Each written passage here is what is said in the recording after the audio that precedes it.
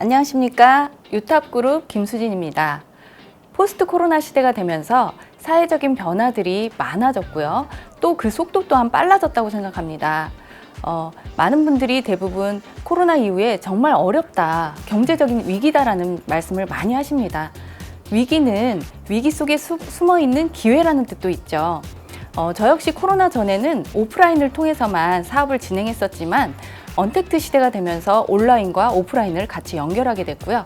지역과 장소에 구애받지 않고 더 많은 분들과 소통을 하게 됐던 것 같아요. 그리고 더 많은 분들과 이 사업을 함께 공유하면서 지금 정말 재미있게 사업을 진행하고 있습니다. 저는 이 사업을 만났을 때 정말 평범한 가정주부였습니다. 직장생활, 그러니까 사회생활은 금융기관에 10년 정도 다닌 게 이력이 전부였기 때문에 어떤 새로운 도전과 변화에 대한 두려움이 누구보다 컸던 사람입니다. 특히 우리 사업은 사람과 사람을 연결하는 휴먼 네트워크 사업이고 많은 사람들을 만나서 소통해야 하는 일이었기 때문에 저처럼 경험도 없었고 방법을 몰랐던 사람이라면 더 두려움이 컸겠죠. 저 역시 그랬던 것 같습니다. 하지만 이 시스템 안에서 하나씩 방법을 배워나갔고 경험해나가면서 지금은 누구를 만나도 자신 있게 이 사업에 대해서, 이 사업의 미래 가치에 대해서, 그리고 저의 경험에 대해서 나눌 수 있는 이런 부분이 제 자신의 가장 큰 변화이고 성과라고 생각합니다. 제가 오늘 말씀드리고 싶은 내용은 커뮤니케이션입니다. 사전적인 의미로는 의사소통이라는 뜻이고요.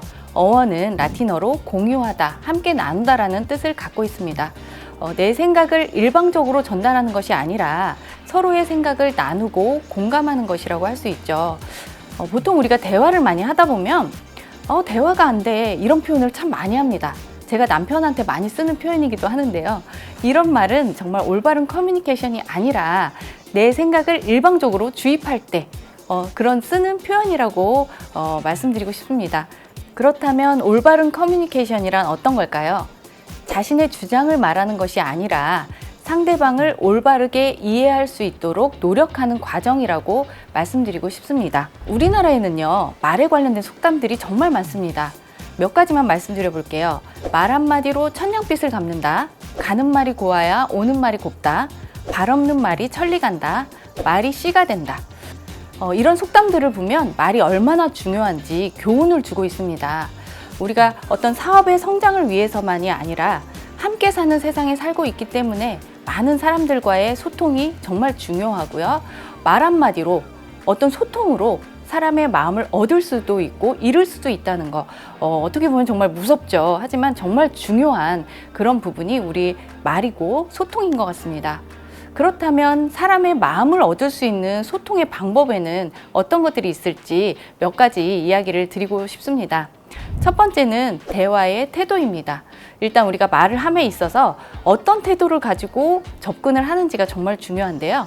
상대에게 메시지를 전달할 때 중요도를 살펴보면 말의 내용은 7%, 표정이 55%, 목소리가 38%, 말의 내용보다 말하는 사람의 태도가 93%로 더 중요하다는 것을 알 수 있습니다.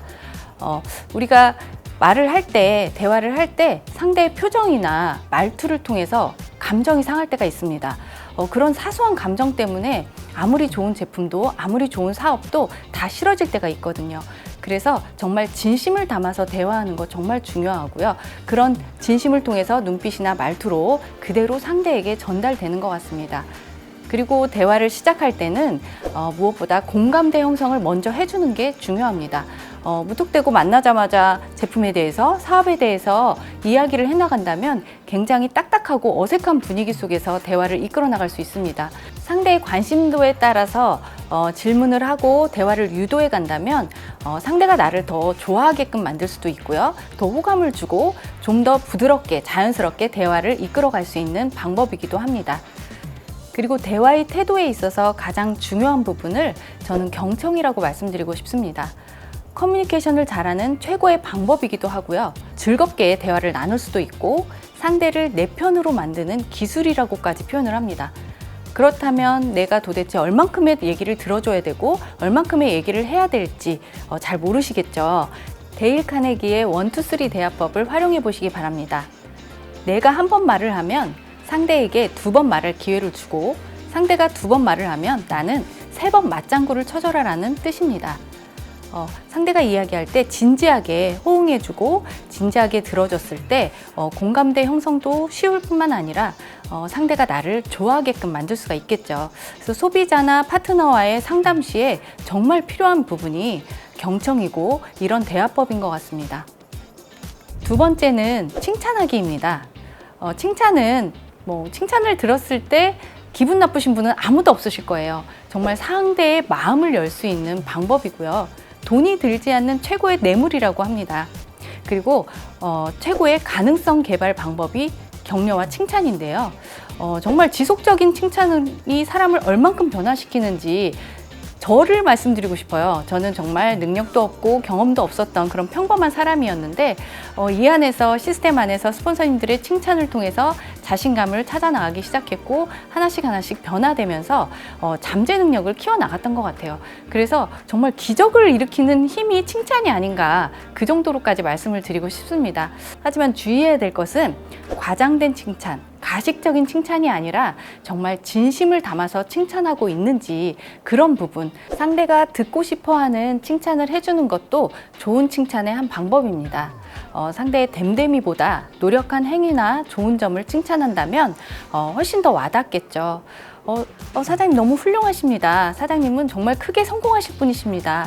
이런 칭찬보다는 그분이 한 행동, 예를 들어서 사장님 이렇게 성실하게 매일매일 고개도 해나가시고 실천해 나가시는 걸 보니 정말 크게 성장하시고 성공하실 것 같습니다. 이런 칭찬이 훨씬 더 마음을 움직일 수 있겠죠. 그리고 제3자를 통해서 칭찬을 듣는다면 정말 더 진실되게 느껴지고 더 기분이 좋을 것 같아요. 제 파트너가 있고 뎁스 파트너가 있을 때 그 뎁스 파트너에 대한 칭찬을 직대 파트너에게 해주는 거죠. 그랬을 때 그 뎁스 파트너가 그 내용을 듣고 나면 훨씬 더 진심으로 느껴지고 훨씬 더 에너지가 날 것 같습니다. 다음은 논쟁을 피하기입니다. 우리는 많은 사람들을 만나는 일을 하고 있습니다. 그러다 보면 의견이 다른 상대를 만날 때가 많죠. 그때마다 틀렸다고 아니라고 내 이야기만 할 게 아니라 상대의 입장에서 상황을 바라보고 공감의 마음을 갖는 것이 중요합니다. 상대가 틀린 것이 아니라 나와 생각이 다른 것이라고 생각한다면 조금 쉬워지겠죠. 상대를 이해하려고 하지 말고 그대로를 인정하고 그 안에서 방법을 찾아 나가는 게 현명한 방법이라고 생각합니다. 논쟁을 피하기 위해서 피해야 할 대화 주제가 있습니다. 종교나 정치적인 이야기, 그리고 개인적인 사생활이라든가 과거에 대한 질문, 이런 것들은 피하시는 게 좋겠죠. 사람은 누구나 이기고 싶고 인정받고 싶어 합니다. 같은 마음으로 내가 이기려고 대화를 이끌어 간다면 그 대화는 실패한 대화입니다. 상대방으로 하여금 중요하다는 느낌이 들도록 대화를 이끌어 갈 때 좋은 결과가 나올 것입니다. 다음은 상대를 지적하고 비난하거나 비판하지 않는 겁니다. 상대의 잘못한 점을 지적하기보다는 감싸주고 도와줄 수 있는 부분을 말하는 것이 좋겠죠. 예를 들어서 파트너를 카운셀링 할 때 잘못한 것을 지적하고 가르치려고 한다면 오히려 상황 개선이 되는 게 아니라 동기 저하, 그리고 원망까지 살 수 있는 그런 결과가 나옵니다. 우리가 상대와 대화할 때 이 부분을 말할까 말까 고민이 될 경우가 굉장히 많습니다. 그때는 안 하시는 게 좋습니다. 혹시 같으면과 같아도의 차이를 아시나요? 나 같으면 저런 식으로 말하지 않았을 거야. 나 같으면 저렇게 행동하지 않았을 거야. 이렇게 생각하기보다는 나 같아도 저렇게 얘기할 수밖에 없었을 거야. 나 같아도 저렇게 행동했을 거야. 이렇게 상대를 이해해 주려는 노력을 한다면 좀 더 좋은 관계를 유지할 수 있겠죠. 상대를 비난하기 이전에 상대를 인정하려는 노력이 정말 필요하다고 생각합니다. 질문을 통해서 이분이 잘하는 걸 찾아서 그 부분을 살려서 사업을 이끌어 나가신다면 좀 더 좋은 결과를 얻을 수 있지 않을까 생각합니다.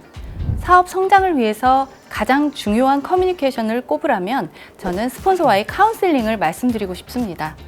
스폰서와의 올바른 카운셀링, 커뮤니케이션을 통해서 내가 올바른 방향으로 가고 있는지 그런 부분을 스폰서와 카운셀링을 통해서 대화를 해나간다면 시행착오를 줄일 수 있고 좀 더 빠른 길로 갈 수 있는 그런 방법을 찾을 수 있습니다. 잘 되고 있을 때 오히려 더 필요하고요. 이때 주의해야 될 거는 무턱대고 저는 어떻게 해야 될까요? 이런 카운셀링이 아니라 본인의 맵을 가지고 스폰서와 사업 전략을 세부적으로 짜나간다면 좀 더 사업 성장에 큰 도움이 될 것 같습니다. 스폰서의 입장에서 바라볼 때 레슨이 아니라 가이드의 역할을 해줘야 합니다. 이건 틀렸고 이렇게 하셔야 됩니다가 아니라 올바른 방향으로 비전 제시와 방향 제시를 할 수 있는 그런 스폰서가 정말 중요한 역할을 하겠죠. 내가 행동하지 않고 내가 동기부여되어 있지 않다면 절대 불가능한 일입니다. 항상 내가 먼저 앞서서 행동해 나가고 그걸 그대로 보여줬을 때 파트너가 따라올 수 있는 좋은 결과가 나올 수가 있겠죠. 또 카운셀링을 할 때는 파트너의 성향에 맞게끔 그 방향을 잡아주고 대화해 나가고 어떤 문제가 있는지 질문을 통해서 알아봐 주는 것도 중요한 역할을 합니다. 파트너가 하고 싶게끔 동기부여 주는 카운셀링이 최고의 카운셀링이라고 말씀드리고 싶고요. 이 사업은 복제 사업입니다. 나처럼 똑같이 행동하는 파트너가 있다면, 만약에 그게 정말 좋다면 정말 제대로 사업하시는 겁니다. 파트너가 이렇게 해줬으면 좋겠다 하고 바라는 행동을 내가 하시면 됩니다. 정말 시간과 돈으로부터 우리는 자유롭고 싶어서 이 사업을 하시잖아요. 시스템이 복제됐을 때 그런 자유가 가능하다는 거 말씀드리고 싶습니다. 소통은 모든 것의 만병통치약이다. 톰 피터스가 말했고요. 훌륭한 말은 훌륭한 무기다. 퓰러가 말했습니다. 그런 것처럼 올바른 소통을 통해서 더 큰 멤버십 확장과 함께 더 크게 사업 성장하시기 바랍니다. 감사합니다.